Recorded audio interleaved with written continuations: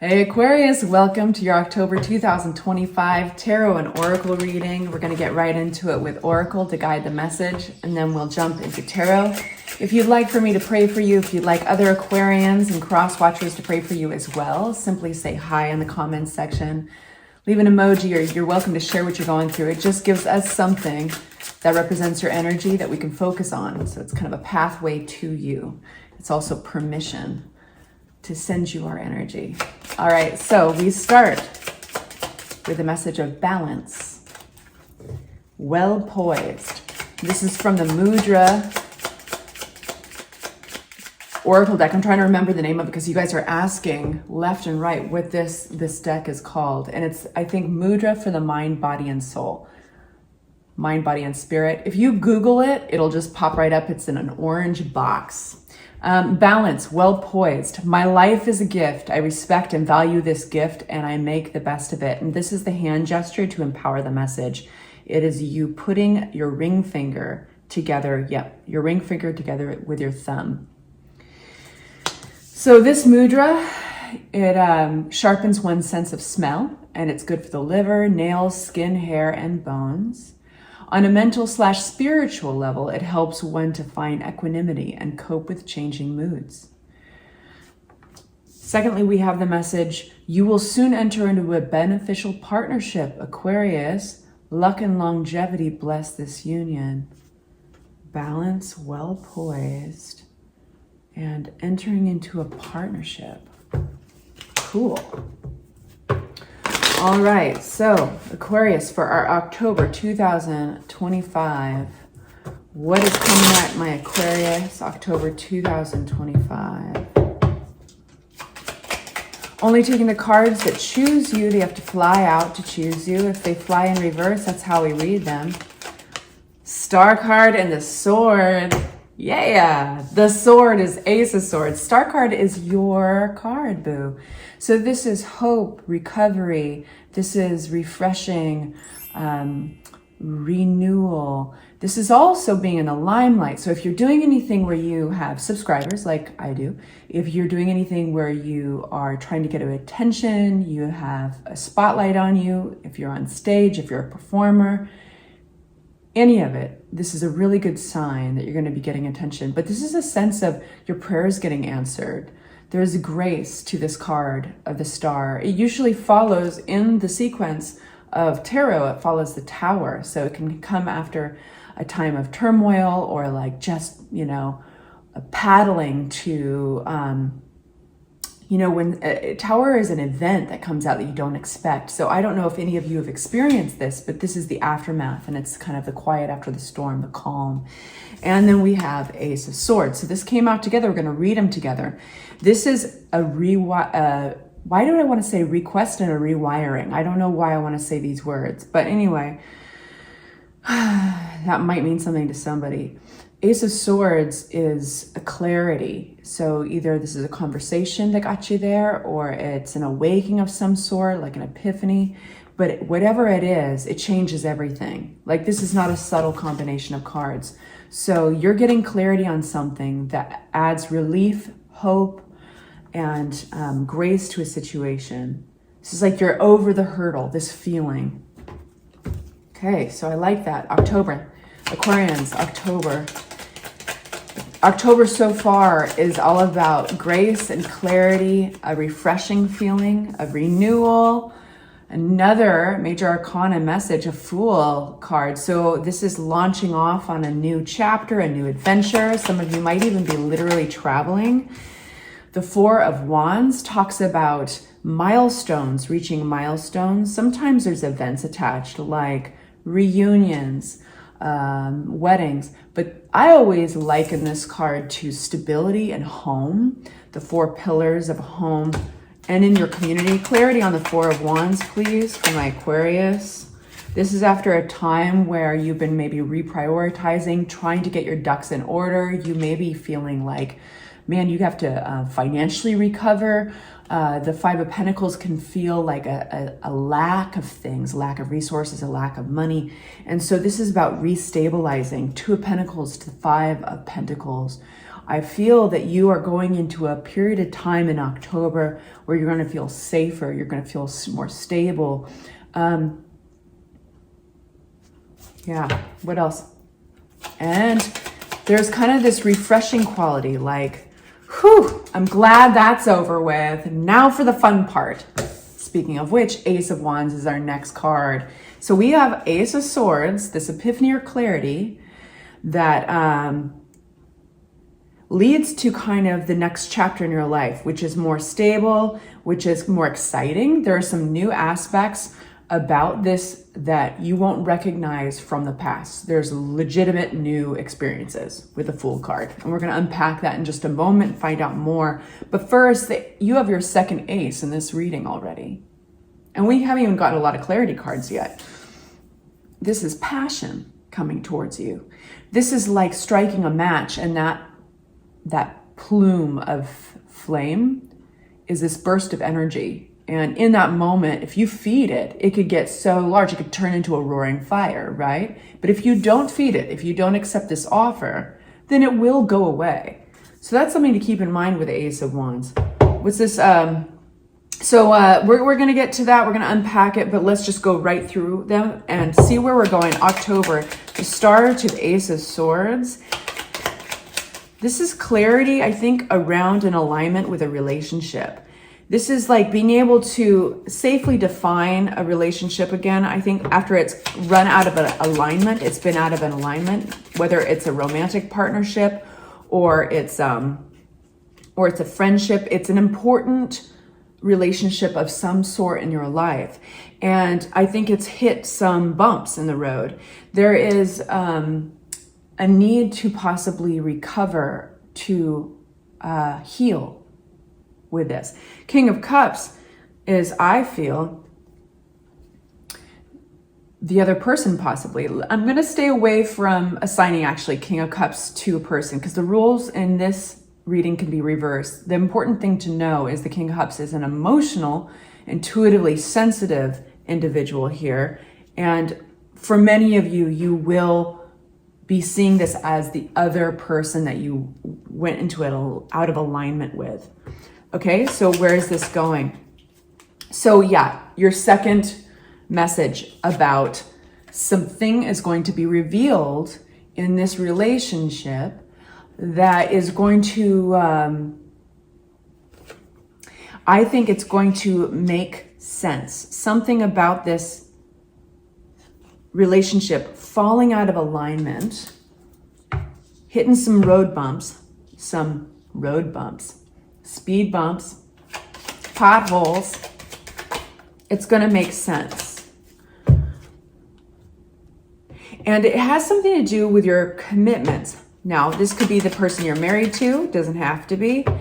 I think it could be around how you guys commit to each other, what you're committed to, even your spiritual commitments. It could have something to do with that because the High Priestess came out in reverse.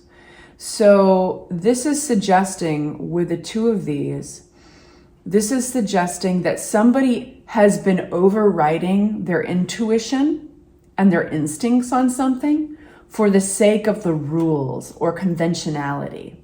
We do that sometimes and something feels off and we can't quite place it. In this case, somebody in this relationship has been trying to push things into a box of conformity with a Hierophant. This is how a marriage is done, or this is how a friendship is done, or this is my belief system, so you have to fit here, or whatever.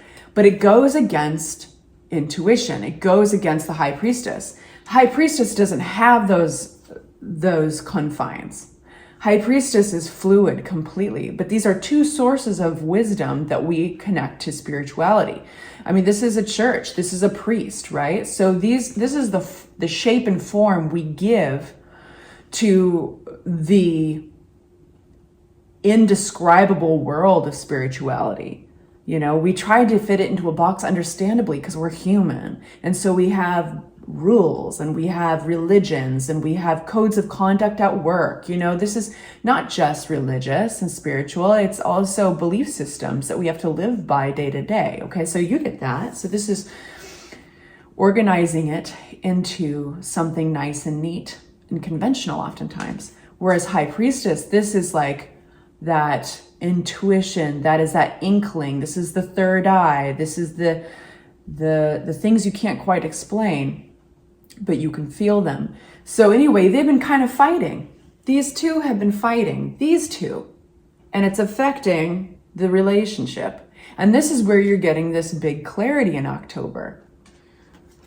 So how are you going to heal? This is where that starts, is acknowledging it. Ace of Swords, it leads to this healing. It leads to this grace of the quiet after the storm. Like, aha, okay. So where is this Fool taking us? I like this Fool. This Fool card's about a new adventure. This is something new completely. A new era for you, Aquarius. What's it about? It's going to make you very happy. 9 of Cups. I like all this yellow. I'm really, all of a sudden, very aware of all this yellow. Tell me more about this. 9 of Cups is a unique type of happy card. It's about the misalignment of this partnership. Wait a minute, I gotta get a new deck of cards because this is, you're very happy about it. So 9 of Cups, like I was saying, is a very unique, happy kind of card because it's the happy that you can thank yourself for. I have to say it, but it's not going to be fit. It won't fit everybody, but somebody's going to be very happy that they're no longer in a relationship. They're going to be very happy that they struck off on their own and they feel free, footloose and fancy free. Tell me about this 2 of Cups and this 9 of Cups. Ace of Pentacles. This is your third ace. All we're missing is Ace of Cups. Let's see if we get it. I mean, you have all the three out of 4 aces. So this new era, you are going to feel free. Tell me about this 2 of Cups. You're going to feel like you're starting over again, but in an exciting, fresh way. Of course, this has got to be a complicated situationship, doesn't it?